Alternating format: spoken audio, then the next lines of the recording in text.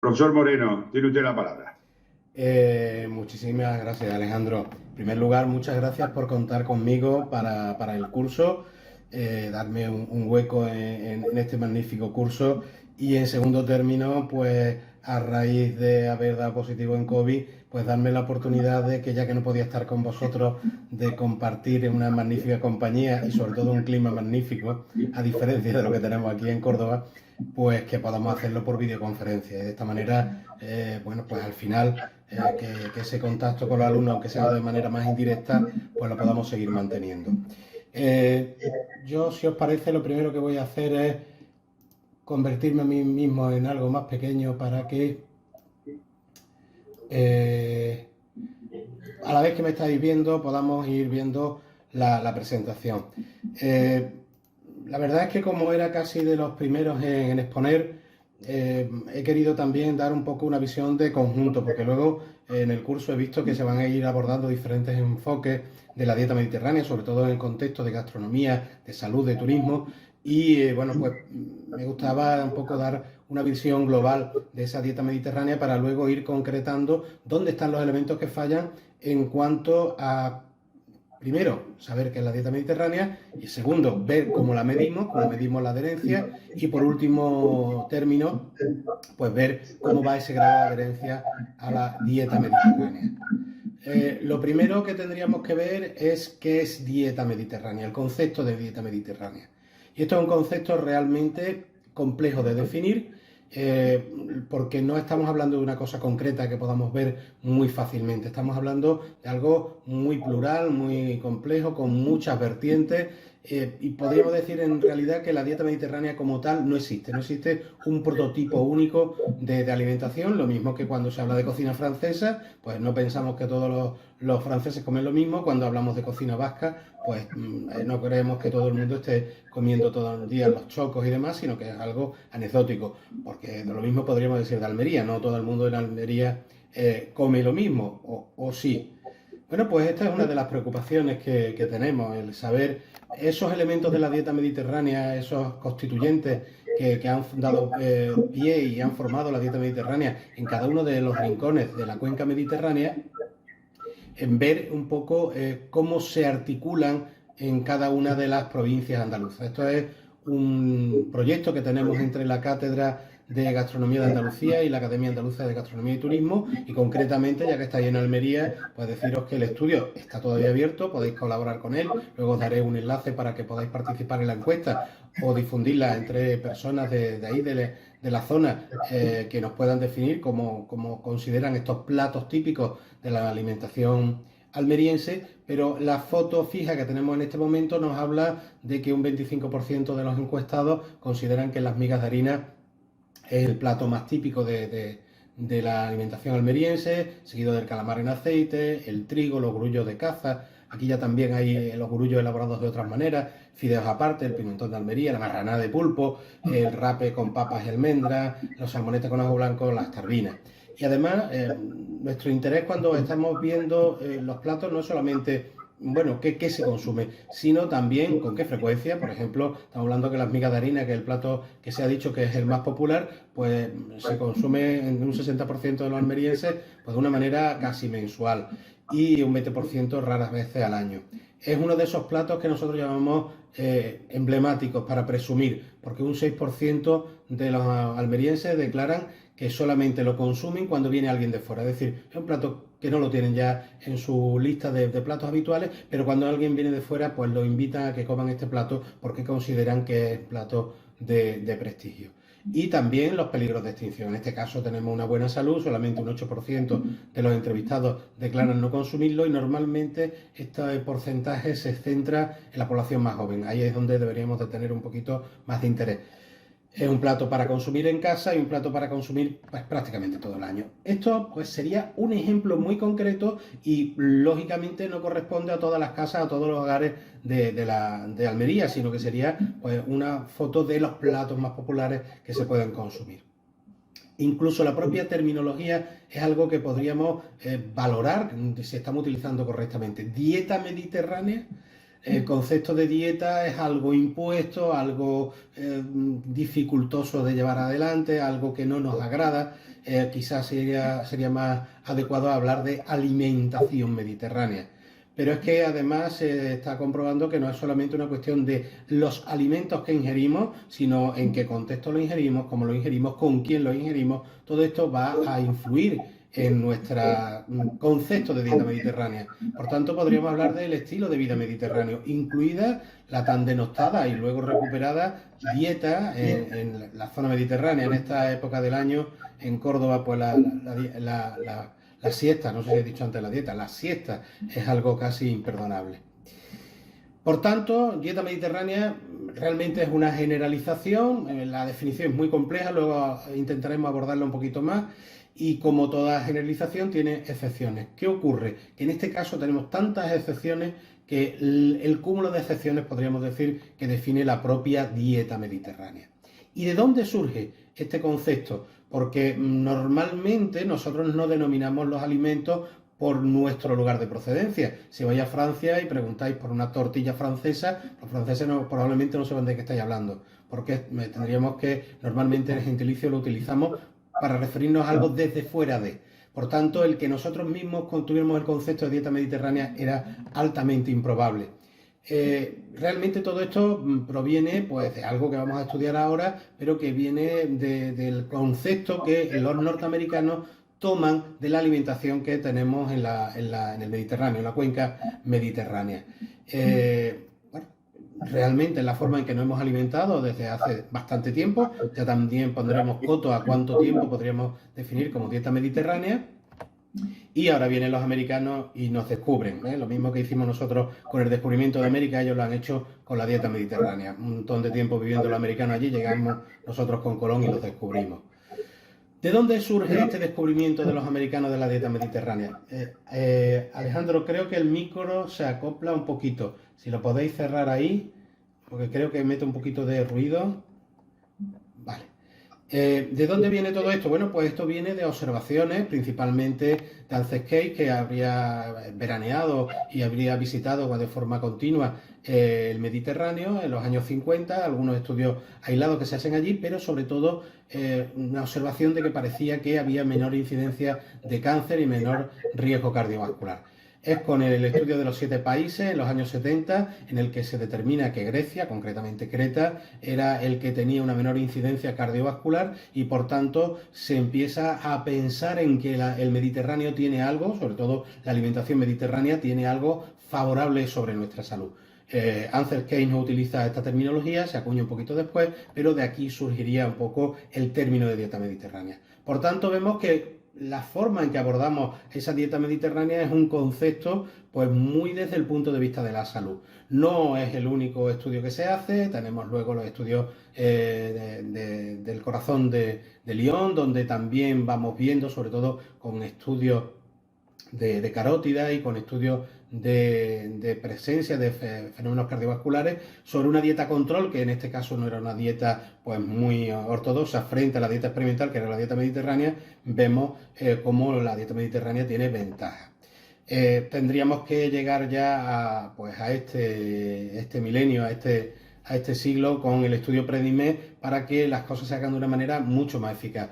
Si veis en redes sociales os vais a encontrar montones de dietas que son mejores que la control. Si la dieta control es la dieta que sigue normalmente el americano de a pie, pues lógicamente casi cualquier cosa que comamos va a ser mejor que esa dieta. Eso no tiene mérito. El verdadero mérito que tiene este estudio, el estudio Predimed, es que nosotros enfrentamos la dieta mediterránea dos modalidades, una rica en aceite de oliva virgen extra y otra en frutos secos. Lo enfrentamos con la dieta prototipo para mejorar nuestra salud cardiovascular, que era la que propiciaba, la que enunciaba la Sociedad Americana de Cardiología, que era una dieta baja en grasa. Esa era la mejor dieta que se le podría ofrecer a una persona para no padecer un infarto de miocardio, y con esta dieta es con la que vamos a enfrentarla.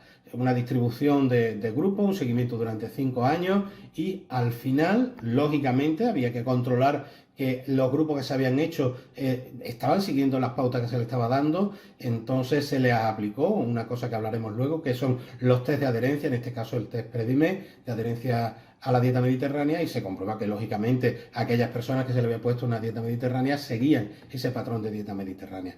Pero fijaros que, volvemos un momentito atrás en esta gráfica, que los del grupo control estarían por encima de 9, es decir, que dentro de lo que serían parámetros de Predimed, casi podríamos decir que tendría una dieta casi de adherencia a dieta mediterránea. Por tanto, una dieta muy saludable. Los estudios demuestran que, pues, tanto en estudios de carótida, de la íntima de la carótida, como en los que han trascendido más, que serían los de los accidentes cardiovasculares, a lo largo de 5 años, demuestran que la dieta mediterránea, tanto en su variante en aceite de oliva virgen extra como la de frutos secos, reduce la incidencia de accidentes cardiovasculares. Y a raíz de esto, pues muchos otros han hablado también hace un momentito de cáncer, estamos hablando de enfermedad cerebrovascular, y en general vamos a tener una mortalidad más baja debida a esta dieta mediterránea. Como de todo esto van a ir hablando, yo no voy a entrar en mucho detalle. Lo que sí tendríamos que ver un poco es qué relación tiene, pues, nuestra alimentación con nuestras expectativas de vida, con nuestros índices de salud. Y aquí tenéis el índice Bloomberg, en el que, bueno, vemos que España se sitúa a la cabeza de dieta saludable, muy por encima, pues, de otros países que ya estarían también en el entorno y que son de dieta mediterránea. Por tanto, estamos realmente haciendo las cosas bien, estamos haciendo cosas en nuestra vida que favorecen nuestra salud. Veréis que van apareciendo unos códigos QR en algunas diapositivas y son enlaces directos al artículo del que procede la información. Además de que en muchos de ellos va a aparecer, como yo digo, la URL, que es una cosa larguísima, que siempre nos equivocamos al teclear alguno de los caracteres, pues tenéis el código QR para un acceso más rápido.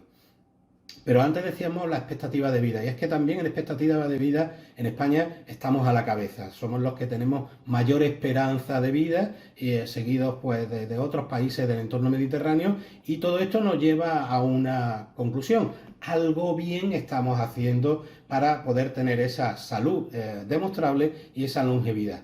Algunos me estaréis diciendo, bueno, pues claro, hay muchos factores que influyen, pues la genética, que tengamos unos buenos servicios de salud, esto es fundamental. Vivimos en la cuenca mediterránea y la expectativa de vida nunca había sido tan alta. Y es que ahora tenemos unos servicios sanitarios realmente interesantes, los estilos de vida que hemos hablado antes y los condicionantes ambientales. Pero no es una cosa tan pareja como esta, sino que vemos que el 43% de ese estado de salud y de esa longevidad va a depender del estilo de vida. Y la propia Organización Mundial de la Salud nos dice que en esos estilos de vida la alimentación es fundamental. Ahí tenéis también el apunte sobre la Organización Mundial de la Salud, en que nos habla de todo esto. Por si todo esto no fuera suficiente, recientemente, en el año 2017, se hace un estudio de 195 países en donde se nos dice qué elementos de la dieta son los que van a afectar a mi salud y va a provocar la mortalidad en poblaciones desarrolladas. Por desgracia, ya no solamente poblaciones desarrolladas, sino con la doble carga nutricional, cualquier país en vía de desarrollo ya está también sujeto a este tipo de espada de Damocles, de que la dieta puede estar afectando a nuestra salud. Si vamos a estudios mucho más recientes, la semana pasada se defendía una tesis doctoral en la que se estudiaba cómo evolucionaba la capa íntima de la carótida en personas que habían tenido un infarto y durante 5 años se sometían a 2 tipos de dieta. La típica dieta baja en grasa y, por otra parte, una dieta mediterránea. Y vemos cómo con la dieta baja en grasa se va recuperando lentamente esa íntima de la carótida, que es un predictor de infarto cardiovascular, pero con la dieta mediterránea la influencia es mucho más elevada. Esto es parte del estudio CardioPre, en el que vemos también que la incidencia de los incidentes cardiovasculares se reducen notablemente con la dieta mediterránea, y los autores los tenéis ahí, que pertenecen al IMIBI, Instituto Maimónides de Biomedicina, en el cual, pues, yo también me integro, no en el grupo, pero sí en el instituto. Algunos estaremos diciendo, qué bien, qué maravilla, si estamos con esas expectativas de salud, en esas expectativas de longevidad, es que lo estamos haciendo todo fantástico, está todo perfecto. Pues no. El problema que tenemos es que eso está en la herencia que nos han ido dejando en los últimos años, la forma de irnos adheriendo a la dieta mediterránea. Pero nuestros hábitos alimentarios cambian y están cambiando de una manera dramática. ¿Por efecto de qué? Pues de muchas cuestiones. La globalización, el modelo de vida americano, que bueno, aquí antes decíamos que ellos vienen a descubrirlo, ellos están intentando adaptarse al estilo de vida mediterráneo y nosotros, sin embargo, nos empecinamos en seguir su estilo de vida, que es realmente nefasto para la salud. Estamos viendo pues ese estilo de vida magnífico en películas, estamos abocados a las comidas rápidas y bueno, pues otra cosa que ahí aparecía de pasada y que bueno, aunque ya he pasado de diapositiva, no quiero dejar pasar, que ya he repetido 3 veces pasado, la incidencia de la mujer en la vida laboral. La mujer siempre ha trabajado en su casa, el trabajo en casa ha sido realmente duro porque no teníamos los medios que hoy lo facilitan, pero además trabajaba fuera de casa. La diferencia es que hoy en día el trabajo que realiza la mujer está relativamente bien remunerado, aquí tendríamos que hablar de brechas salariales, de muchas otras cosas, pero suficientemente bien remunerado como para que la mujer considere el que su papel dentro del hogar no es tan importante y por tanto todo lo que es la cuestión alimentaria esté afectándose. Pero no es lo único, como estamos hablando del ámbito del niño y del joven, vemos que al final esto es un engranaje complejo donde la propia normativa que puede influir, el ámbito en el que se encuentra, tanto de amigos, de familia, las modas que van haciendo que se vayan consumiendo unos elementos u otros, en definitiva el entorno, por supuesto las redes sociales, las pantallas y muchos elementos, incluidos las crisis que esta diapositiva la he retomado ahora, pero esta diapositiva la utilizaba yo en el año 2008, cuando estábamos en plena crisis y siempre estamos en crisis. Siempre hay algo que está afectando a nuestra forma de alimentarnos. Por tanto, no podemos ser conscientes de que lo que hoy tenemos es la imagen que teníamos de dieta mediterránea. Nuestra dieta mediterránea se está transformando. Nuestra manera de conceptualizar cómo nos alimentamos está cambiando. Y ese cambio pues, está afectando a esos parámetros de expectativa de salud y de longevidad de los que habíamos hablado. Pero no nos engañemos, la alimentación del hombre ha ido evolucionando desde antes de que fuera hombre. Es decir, llevamos 5 millones de años evolucionando desde una alimentación puramente o casi exclusivamente frugívora, que solamente consumimos fruta, en la que empezamos a introducir los alimentos de origen animal, principalmente en forma de carroña, fueron tomando algo de protagonismo hasta que conseguimos cultivar los alimentos y criar los animales para domesticarlos y adaptarlos a nuestra forma de vida y finalmente llegamos a ese estilo de vida actual. Tendríamos que volver a la época antediluviana, a la época ancestral. Bueno, pues posiblemente algunos de los que abogan por dietas veganas están hablando de esto, de volver a una alimentación crudivorista, solamente de vegetales y que, bueno, pues tendríamos también mucho que discutir sobre este tema, pero que no es necesario. También podríamos hacer el salto un poquito anterior. Están ahora las tendencias del neandertal, pensando que el neandertal era un hombre que estaba con un ser humano, estaba comiendo carne todo el día, cuando realmente la carne se comía cuando se tenía acceso a ella. Estamos hablando de un cambio mucho más corto en el tiempo. Tenemos que volver nuestra vista posiblemente a 50, 70 años atrás, que era cuando esos estudios de Ansel-Keys, esos estudios de Lyon, en los que estábamos viendo que la dieta mediterránea tenía una forma idónea de presentación y de repercutir en nuestra salud. Volver a lo natural, bueno, aquí tendríamos también una larga controversia.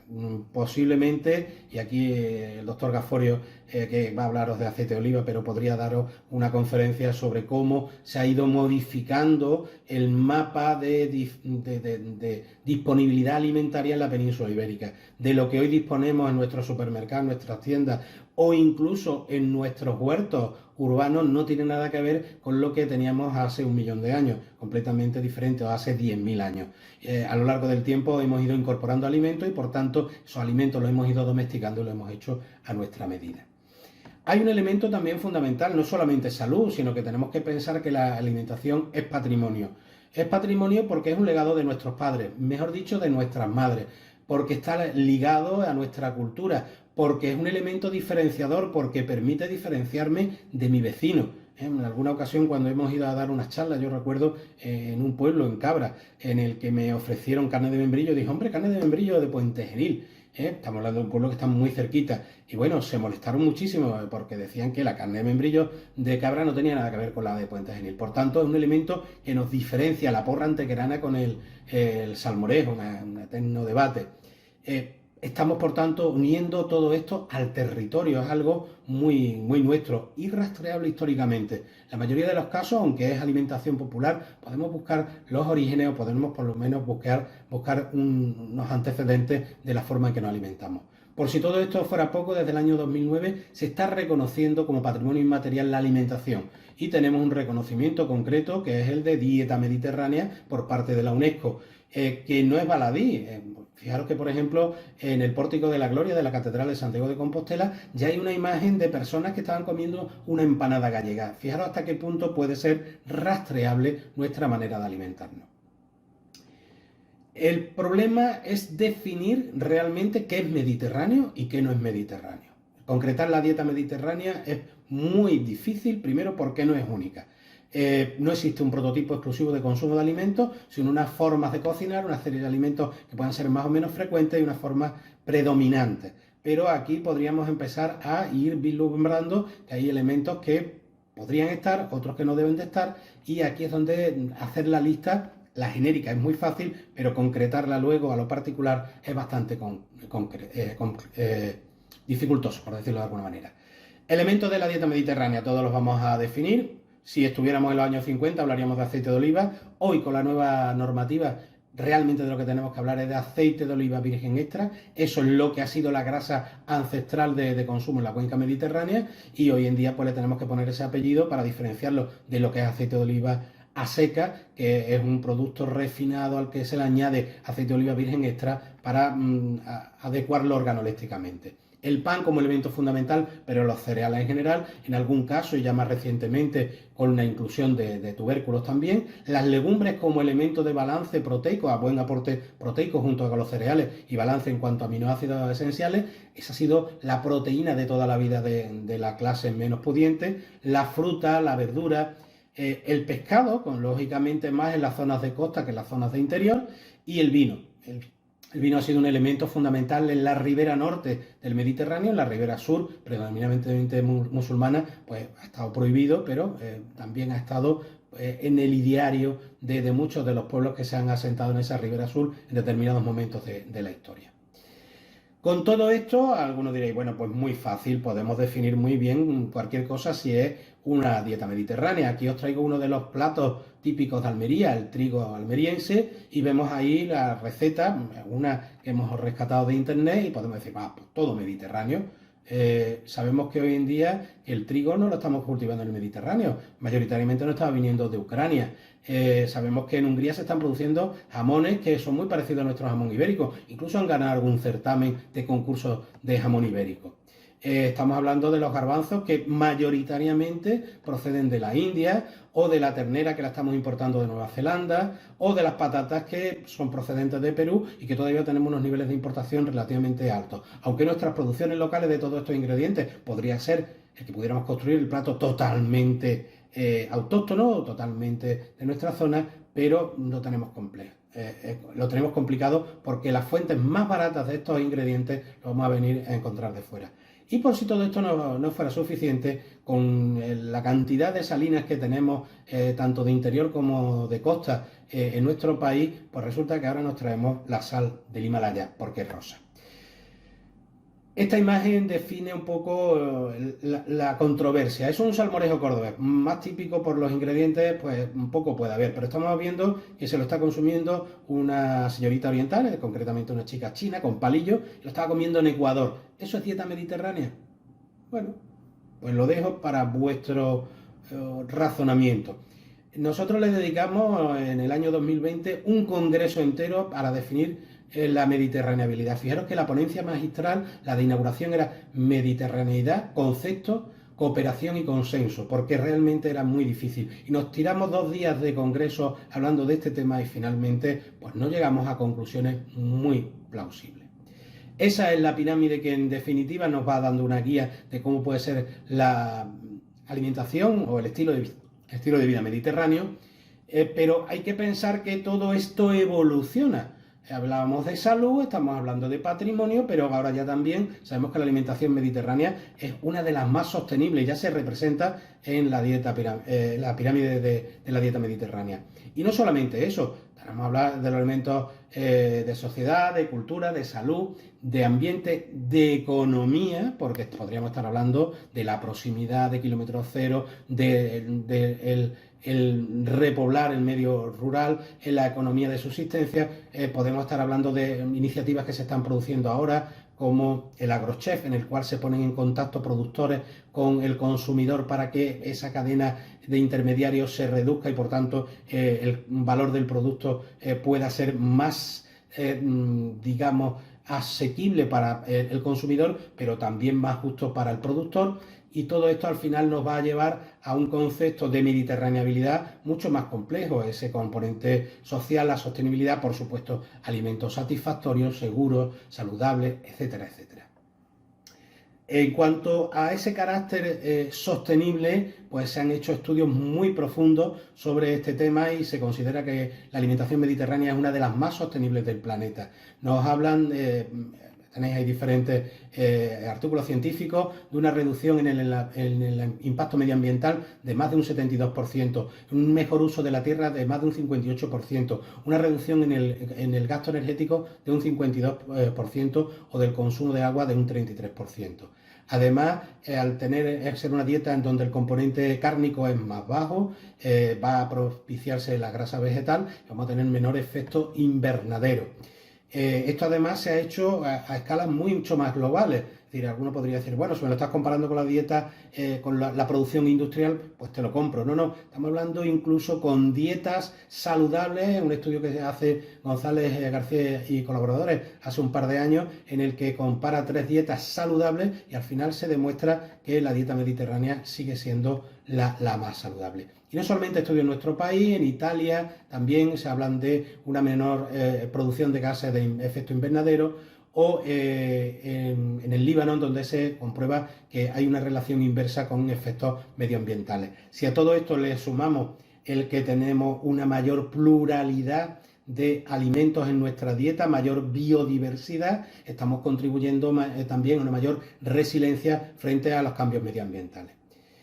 Al final también tendremos que ver el aspecto seguro, y la dieta mediterránea ha sido una dieta segura por antonomasia. ¿Por qué? Porque se ha basado en cocciones largas, intensas, donde los microorganismos pues nos los cargábamos, frituras también intensas, esto de que la fritura la ponemos ahora un poquito y antes de que, para que no se deteriore el producto. Aquí normalmente las frituras han sido un poquito más intensas. Se han hecho uso de salazones que inhiben el crecimiento de microorganismos, de encurtido, de vinagreta, se han hecho conservas vegetales y también se han medido muy bien cómo se consumen los alimentos. Por ejemplo, la majeriza, perdón,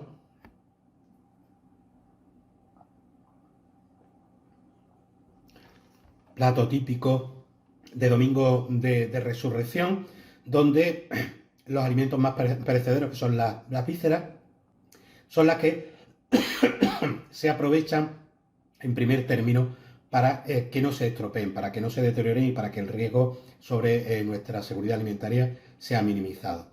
Además, una dieta social. Aquí no es que haya diferencia de género, es que ha estado sustentada por la mujer. Es decir, la mujer ha sido la adalid de la dieta mediterránea y por tanto es el gran emblema de la dieta mediterránea. Pero es que además surge de las clases más humildes y por tanto estamos viendo ese elemento compensador sobre las clases humildes, el rescatarlas, y permite lo que hemos dicho antes de la repoblación rural. Llegado a este punto, estamos viendo que la dieta mediterránea es compleja, difícil de definir, es muy interesante desde muchísimos aspectos, pero lo que más nos interesa es medir cómo de adheridos estamos a esa dieta mediterránea. Y aquí entramos en elementos en los que podríamos trabajar. Uno de ellos pues, sería con parámetros sanguíneos, parámetros en orina, que nos puede determinar pues, el consumo de verdura, el consumo de fruta u otra serie de elementos de nuestra alimentación. Pero lo más fácil es abordarlo a través de encuestas.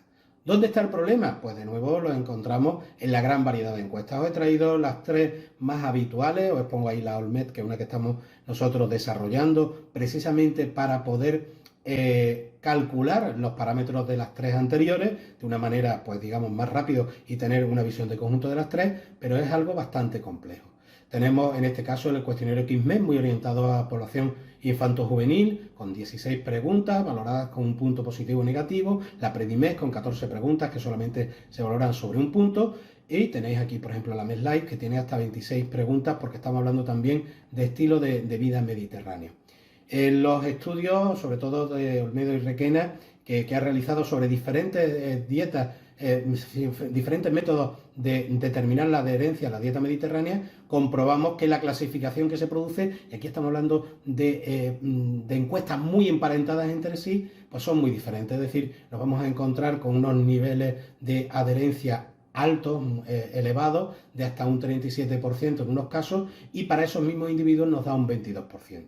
Nuestra propia experiencia ha sido muy reciente, un estudio que estamos realizando en la Universidad Pablo de Olavide y que para el próximo curso queremos extender también a la Universidad de Almería, y aquí ya lanzamos el guante, en el que hemos hecho diferentes estudios de adherencia a dieta mediterránea con diferentes métodos, entre ellos el Olmes, el Olmes, que es el que estamos nosotros desarrollando, el MEDLIFE, el Predimed y el KISMED. Pues pongo Predimed y KISMED porque son dos de los métodos que permiten clasificar y por tanto comparar. Pues fijaros que aquellas personas que habían dado un índice de KISMED de adherencia a dieta mediterránea alta, de ellos un 32% el Predimed los clasifica como baja adherencia a dieta mediterránea. Es decir, estamos cometiendo al menos un error de un 32% en función de cuál sea nuestro método a la hora de elegir adherencia.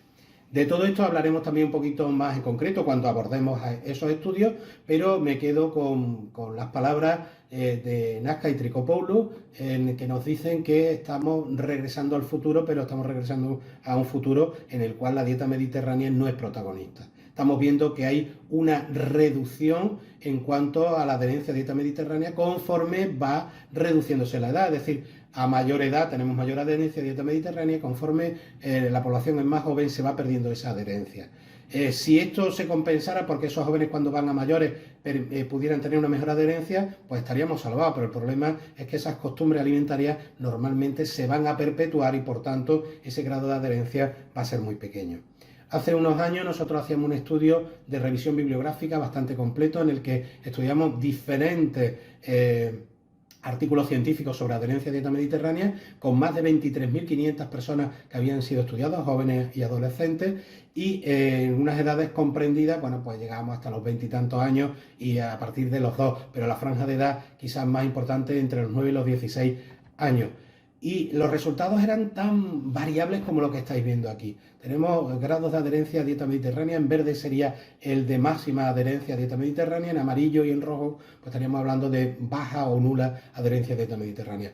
Como vemos, predomina el amarillo y el rojo, pero vemos también unas diferencias muy notables. Y esas diferencias muy notables se producen incluso en estudios en que se realizan sobre la misma población en dos fechas diferentes sin intervención. Y hay cambios bastante importantes en esto. Por tener unas cifras en las que movernos, bueno, pues de estos estudios en torno al 30% estaríamos hablando de una alta adherencia a dieta mediterránea, lo que realmente podríamos considerar adherencia a dieta mediterránea. Solo uno de cada tres de los que estamos estudiando la podría presentar. Una adherencia muy mejorable, pero que podríamos tener unos ciertos atisbos de dieta mediterránea en un 50% y una muy baja adherencia en un 20%. De todos estos estudios os voy a traer algunas conclusiones porque creo que son bastante relevantes. Por ejemplo, encontramos en algunos estudios que la adherencia era especialmente alta.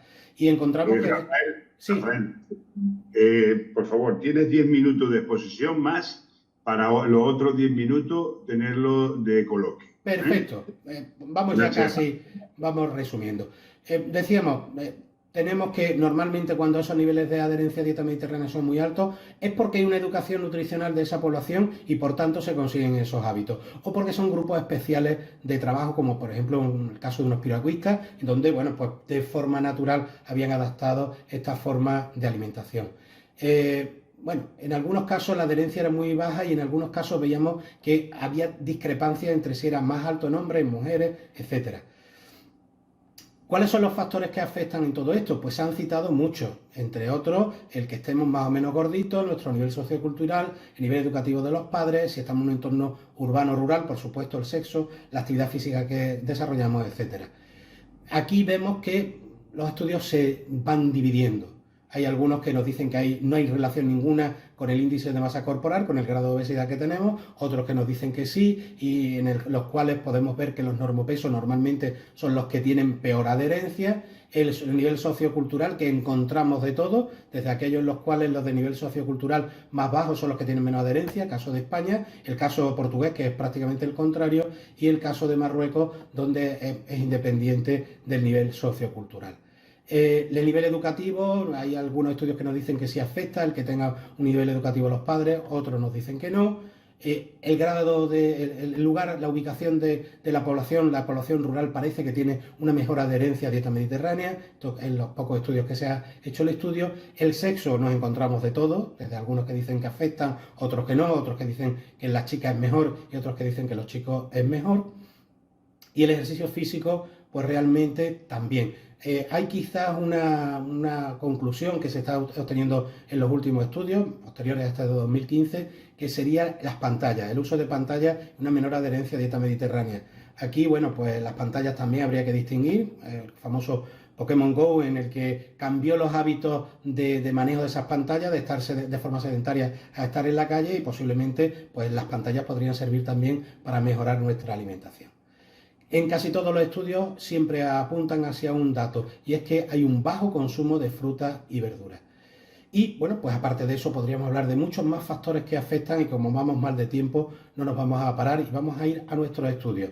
Estudios de universitarios en Córdoba. Esto parte de una propuesta de los propios estudiantes que decían que la comida que se servía en los comedores escolares era basura, y cuando nosotros vamos a estudiar y vemos que le hacemos ofertas de alimentos enclavados en la dieta mediterránea, hay un incremento de solicitud de comida, de platos precocinados y de bocadillos, con lo cual estamos hablando pues de algo totalmente disparatado. Estás quejándote de que te ponen comida basura, y cuando te pongo comida buena pues no la consumes y la dejas. En nuestro estudio hemos visto la adherencia a dieta mediterránea en dos momentos concretos, el estudio en 2015 y en 2018, y por titulaciones esas barras negras y rojas lo que representan es cómo variaba a lo largo del tiempo, sin intervención. Y vemos que hay en titulaciones que aumentan y otras que disminuyen, con lo cual hay una fluctuación natural en nuestra dieta mediterránea muy elevada. ¿Cuáles son los elementos que hemos visto que están más afectados? Sobre todo el consumo de frutas, de verduras, caso particular de la pasta, que está bastante demonizado y sin embargo es parte de nuestra dieta mediterránea, y que aquí hay una inversión en los sexos en cuanto al consumo de esta pasta. Vemos que la evolución en el tiempo afecta principalmente al consumo de pasta, pero no al resto de factores, y a la incidencia de la fast food o la golosina. En las titulaciones sanitarias vemos un mejor consumo de fruta y verdura, y eso repercute en unos mejores índices de adherencia a dieta mediterránea. Y en cuanto a la obesidad, vemos que lo que más influye es el consumo de la segunda fruta, es decir, los normopesos eran los que tenían mejor adherencia a dieta mediterránea y consumían una segunda fruta. Este es cómo se vería el efecto en la totalidad de las preguntas del QISME sobre el impacto en la clasificación de dieta mediterránea. Vemos que algunas de las preguntas influyen mucho en la clasificación final y otras bastante menos. Y con esto vamos a dar el paso al siguiente estudio, que es de este año. Acabamos de obtener los resultados en la Universidad Pablo Olavide, en el que, entre otras cosas, le hemos preguntado a los estudiantes qué tipo de alimentación consumen, y un 80% de ellos nos han dicho que alimentación mediterránea. También le hemos preguntado dónde comen, con quién comen. Principalmente los encontramos en casa, y lógicamente con su familia, o en un piso de estudiantes y por tanto con compañeros. También hemos preguntado por ideología política, que no coincidía mucho con lo que al final ha salido en las elecciones. Y bueno, cosas llamativas lo que estamos viendo, pues cuando hacemos con los diferentes test de encuestas los grados de adherencia, vemos discrepancias bastante importantes.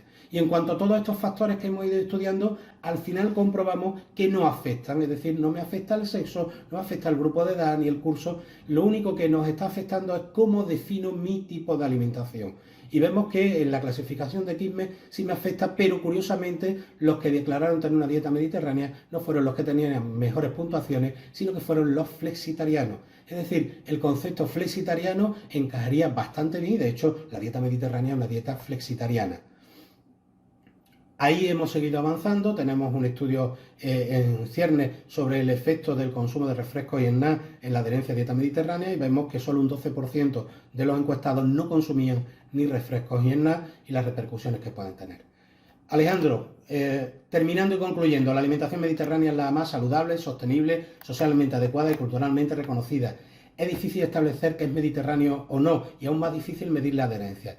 Los factores estudiados pueden afectar o no a la adherencia. Es decir, todos estos factores que estamos manejando, como hemos visto en los últimos estudios, nos dicen que no. Pero lo que sí es cierto es que estamos perdiendo nuestra forma de alimentarnos en la cuenca mediterránea. Después de todo esto, alguno de los que nos esté escuchando, de los asistentes al curso, dirá, bueno, pues ¿para qué queremos tantas herramientas para adherir a dieta mediterránea? Bueno, pues porque al final es comparable. Es decir, tenemos herramientas con que, como dice el refrán, Dios escribe derecho con renglones torcidos, pues nosotros, humildemente, lo que sí podemos hacer es medir tendencias con herramientas fallidas. Sabemos que no tenemos las mejores herramientas, que no están bien definidos los conceptos, pero al menos podemos avanzar. Y también partimos de una base, y es que aunque seamos conscientes de que hay un sesgo porque el entrevistado puede mentir, al final se está hablando de poblaciones, estamos hablando de tendencias generables que son comparables. ¿Qué recomendamos? Por supuesto, el aceite de oliva virgen extra como grasa principal en nuestra alimentación, incrementar el consumo de fruta y verduras, frutos secos y pescado azul, sustituir los cereales refinados por integrales, reducir la ingesta de sal, reducir el consumo de carne roja y productos procesados, evitar el consumo de bebidas refrescantes, azucaradas, bollería, dulce y pastelería y mantener un consumo moderado de vino si es que ya lo tomamos. No estamos incitando a que nadie consuma vino, sino que si eres consumidor de vino, pues que lo hagas de forma moderada, incluido en la alimentación. Y si tenemos dudas de cómo es la alimentación mediterránea, pregúntale a tu abuelo que seguro que te lo va a definir cómo comía cuando joven y esa es la manera más correcta de alimentarnos. Vamos a intentar evitar que desaparezca la dieta mediterránea. Yo creo que este curso va en muchos sentidos en esa dirección y ahí os doy mis datos de contacto y como os había dicho, si alguien tiene interés y no se ha dormido y quiere practicar un poquito todo esto, pues ahí tenéis un cuestionario, el Predimed, que podéis capturarlo con el código QR a los asistentes al curso. Yo os animo, os pide el DNI. Simplemente, yo no voy a tener los DNI vuestros, simplemente es para hacer una clasificación y por si queréis hacer más de una encuesta, saber quién ha hecho las encuestas y os da la puntuación al final de adherencia a dieta mediterránea. Y si alguien estaba interesado en la encuesta de los platos más populares de Almería, pues también tenéis ahí un código QR que os permite acceder a la encuesta. Os recomiendo que lo difundáis entre la gente de Almería y si os interesa que lo hagáis entre población de Almería para que esta encuesta se vaya nutriendo de datos más actuales. Con eso ya sí que es verdad. Termino con un pequeño spoiler de publicidad sobre el máster en avance en ciencias gastronómicas que ahora en septiembre volvemos a abrir el periodo de matriculación. Alejandro, todo tuyo.